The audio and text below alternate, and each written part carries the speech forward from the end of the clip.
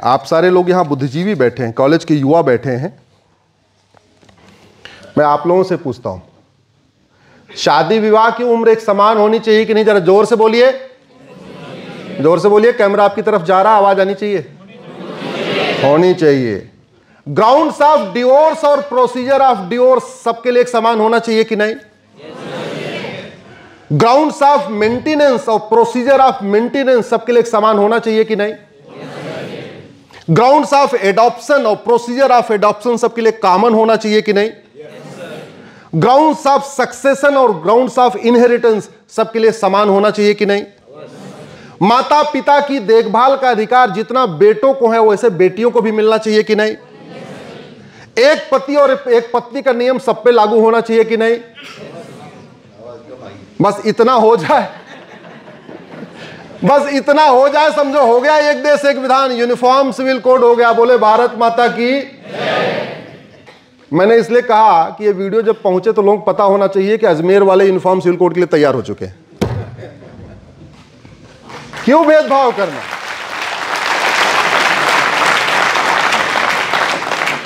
भाई देखिए, अब किसी ने बोला कि एक पति एक पत्नी वाले पे कम आवाज आई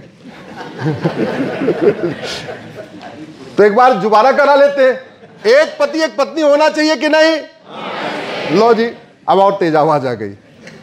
और वो इसलिए भी जरूरी है कि आज की डेट में 1000 लड़कों पे बेटियां कितनी पैदा होती हैं? अब बहुत रेशियो बढ़ा है। पिछले 10 साल में बड़ा प्रयास किया, बेटी बढ़ाओ, बेटी बचाओ, बेटी पढ़ाओ योजना किया, बड़ा प्रमोट किया, भ्रूण हत्या बंद किया, तब जाके 930 हुई हैं। नहीं तो पहले यह मामला 850 था। बेटी 850 और बेटे यानी 150 ऐसे कुंवारे चल रहे थे। अब मान लो उसमें कुछ संघ के प्रचारक हो गए, कुछ लोग आर्ट ऑफ लिविंग में चले गए, कुछ लोग ब्रह्म कुमारी चले गए, कुछ लोग नागा सन्यासी बन गए।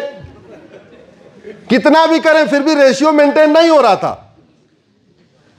अब जो है चलो 930 1000 है तो भाई 70 का गैप है। 70 वाले इसमें ये 70 में चलो कोई ब्रह्म कुमारी चला जाएगा, कोई नागा सन्यासी बन जाएगा, कुछ लोग प्रचारक बन जाएंगे, कुछ लोग ऐसे कर लेंगे, तो कम से कम एक पति एक पत्नी वाला नियम चलता रहेगा।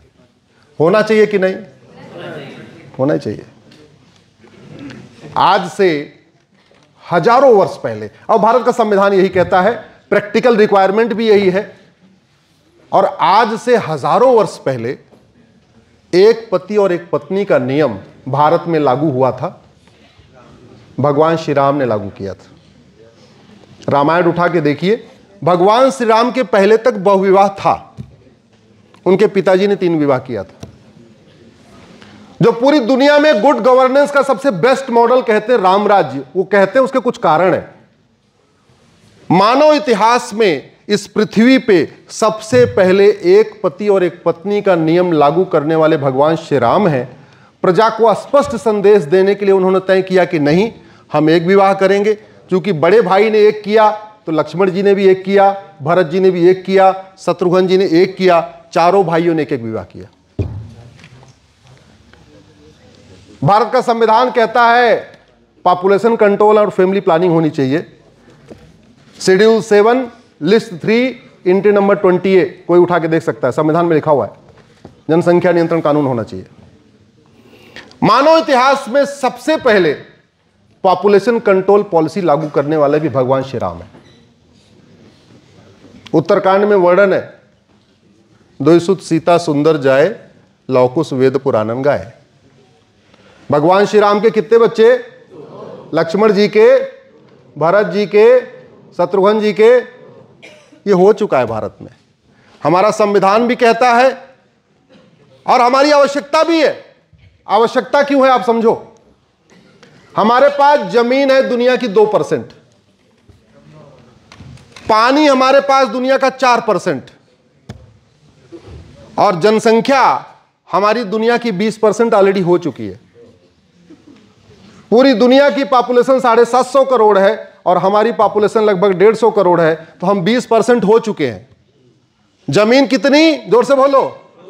और पानी कितना, और जनसंख्या, और बढ़ाने की जरूरत है क्या?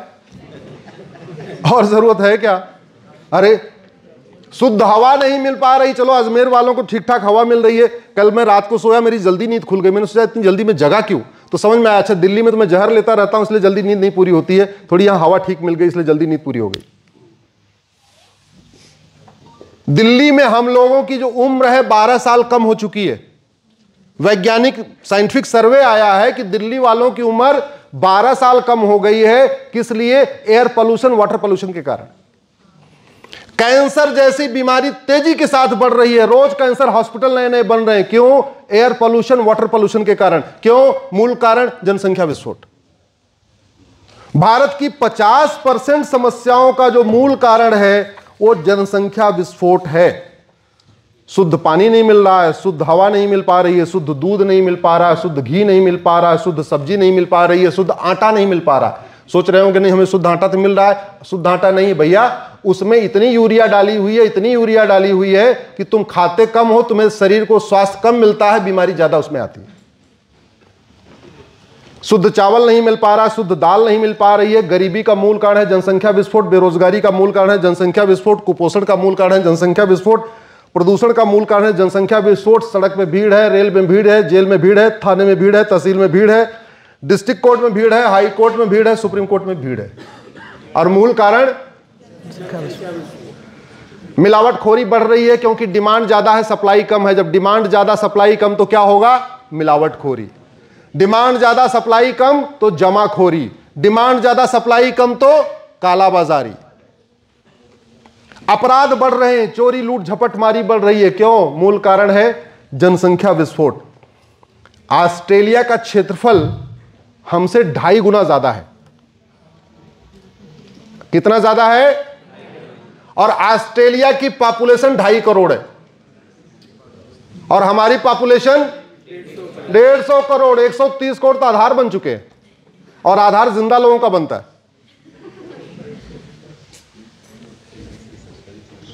कनाडा का क्षेत्रफल हमसे 3 गुना ज्यादा है। कनाडा की जनसंख्या है 4 करोड़ और हमारी जनसंख्या 150 करोड़। रूस का क्षेत्रफल हमसे 5 गुना ज्यादा है। रूस की जनसंख्या है 15 करोड़ और हमारी जनसंख्या 150 करोड़। अमेरिका का क्षेत्रफल हमसे 3 गुना ज्यादा है। अमेरिका की जनसंख्या है 33 करोड़ 33 और हमारी जनसंख्या 150 करोड़। चीन का क्षेत्रफल हमसे 3 गुना ज्यादा है। चीन की पॉपुलेशन 145 करोड़ और हम कितने हो गए? 150। एक बात यह भी याद रखना, चीन वाले अगर 145 कर रहे हैं तो 145 ही क्यों? क्योंकि जो बच्चा पैदा होता है 24 घंटे के अंदर सरकार को पता चल जाता है। वहां घर में कोई बच्चा पैदा ही नहीं हो सकता। 100% बच्चों को हॉस्पिटल में पैदा होना, बच्चे हॉस्पिटल में पैदा होते हैं और जैसे ही पैदा होते हैं 24 घंटे वेट करते हैं कि मरेगा या जिएगा। 24 घंटे के बाद उसका एक यूआईडी जनरेट कर देते हैं, यानी 48 आवर के अंदर सरकार को पता चल जाता है कल चीन में कितने बच्चे पैदा हुए थे। तो चीन वाले अगर 145 करें तो 145।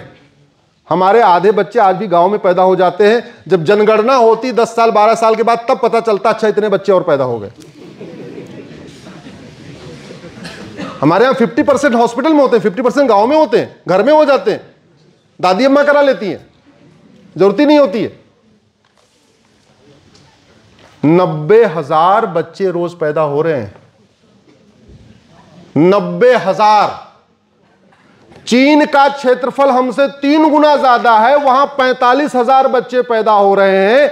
हमारा क्षेत्रफल चीन का 1/3 है, हमारे यहां 90,000 बच्चे पैदा हो रहे हैं।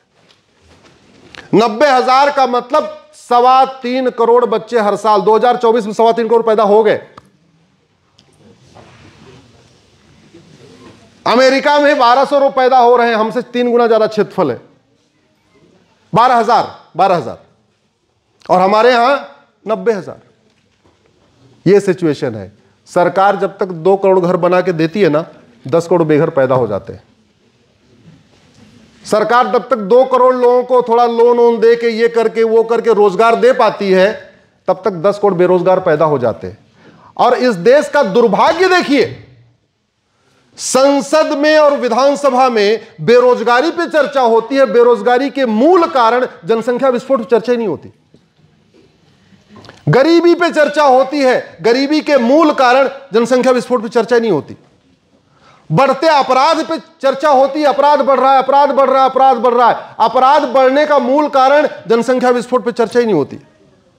बीमारियां बढ़ रही हैं, स्वास्थ्य का बजट बढ़ता जा रहा है, क्यों बीमार लोग पड़ रहे हैं? कुछ भी शुद्ध नहीं मिल रहा है। जो कुछ ले रहे हैं सब में मिलावट है। हवा में मिलावट, पानी में मिलावट, दूध में मिलावट, घी में मिलावट, जूस में मिलावट, हर चीज में मिलावट, और उसकी वजह से बीमारी बढ़ रही है। लेकिन कभी इसके मूल कारण जनसंख्या विस्फोट पर चर्चा ही नहीं होती। हम 1947 में आजाद हुए, चीन हमसे 2 साल के बाद आजाद हुआ 1949 में। 1950 में उसने पहला काम किया, बोले भाई देखो, जबकि क्षेत्रफल उसका 3 गुना ज्यादा है, बोले अब हम यहां हम दो हमारे दो लागू करेंगे। उसके बाद 70 के दशक में बोला अभी हम दो हमारे दो से भी बात नहीं बन रही है, अब हम दो हमारे एक कर देंगे। हालांकि वो गलत डिसीजन था, हम दो हमारे एक वाला। उसके बाद थोड़ा कम तो हुआ, लेकिन सर्वे बताते हैं कि चीन ने यह काम करके 60 करोड़ बच्चों को पैदा होने से रोक लिया। और चीन के विकसित होने का सबसे बड़ा कारण है जो उसने 60 करोड़ बच्चों को पैदा होने से रोक लिया। वो फट से गरीबी, भूखमरी, कुपोषण, प्रदूषण सबसे बाहर निकल गया, सबको हाथ में रोजगार दे पाया, सबकी ठीक से केयर कर पाया, सबके लिए पूरा स्कूल दे पाया, सबको हॉस्पिटल दे पाया, सब कुछ कर पाया। और हम आज, वो कहते नहीं, रेगिस्तान में कितना भी बाल्टी बाल्टी पानी डालो क्या होगा? सूखा ही रहेगा। वही हो रहा है। इनकम टैक्स वाले इनकम टैक्स दे के दुखी है, जीएसटी वाले जीएसटी दो के दुखी हैं, टोल टैक्स वाले टोल टैक्स दे के परेशान, रोड टैक्स वाले रोड टैक्स दे, सारे टैक्स पेयर बेचारे टैक्स दे के परेशान है। और फिर भी गरीबी, भूखमरी, कुपोषण, प्रदूषण खत्म क्यों नहीं हो रहा? क्योंकि जनसंख्या विस्फोट रुक नहीं रहा है। तो हम दो हमारे दो लागू होना चाहिए कि नहीं? जोर से बोलो भाई। आवाज कम आ रही है, अजमेर की आवाज पूरी संसद तक जानी चाहिए, सुप्रीम कोर्ट तक भी जानी चाहिए। हम दो हमारे दो लागू होना चाहिए कि नहीं? हम दो हमारे दो सबके दो लागू होना चाहिए कि नहीं? देश का बहुत बड़ा कल्याण हो जाएगा, बहुत बड़ा कल्याण हो जाएगा। आधी समस्या खत्म हो जाएगी। भारत की 80% समस्याओं का रूट काज है करप्शन और पॉपुलेशन एक्सप्लोजन। एक करप्शन खत्म हो जाए, दूसरा पॉपुलेशन एक्सप्लोजन खत्म हो जाए, बहुत हद तक ठीक हो जाएगा। और वैसे भी आप देख लो, भारत में बीपीएल कार्ड बने हुए हैं, आप बीपीएल कार्ड देख लीजिए। जिन लोगों ने हम दो हमारे दो अपनाया वो गरीबी से बाहर निकल गए, ये कड़वी सच्चाई है। जिन लोगों ने हम दो हमारे दो अपनाया उन्होंने बच्चों को ठीक ठाक एजुकेशन दे लिया। वो रिक्शा चला रहे थे, कुछ भी कर रहे थे, छोटा मोटा काम कर रहे थे, ऑटो चला रहे थे, तब भी छोटा परिवार था, 2 लोगों को पढ़ा लिखा के बच्चों को ठीक कर लिया, उनकी अगली जनरेशन थोड़ा ठीक हो गई, वो गरीबी के बाहर निकल गए। अटके कौन है? ज्यादा। वैसे भी एक पाव लड्डू लाओगे, घर में 4 आदमी हैं, सबको एक-एक लड्डू मिल जाएगा। और घर में 20 है तो क्या होगा? मारपीट होगी कि नहीं? झगड़ा होगा कि नहीं? भाई प्रधानमंत्री आवास योजना में 2 ही कमरे मिल रहे हैं, 10 कमरे तो नहीं मिल रहे। तो जब 2 कमरे मिल रहे हैं तो फिर हम दो हमारे दो होना चाहिए कि नहीं? एक में माता पिता रह लेंगे, एक कमरे में 2 बच्चे रह लेंगे। ज्यादा बच्चे होंगे तो फिर या तो 8-8 कमरे वाला मकान मिलना चाहिए। मेरा मानना है कि एक देश एक विधान में एक देश एक नागरिक संहिता के साथ साथ एक देश एक जनसंख्या संहिता भी लागू करना नितांत आवश्यक है।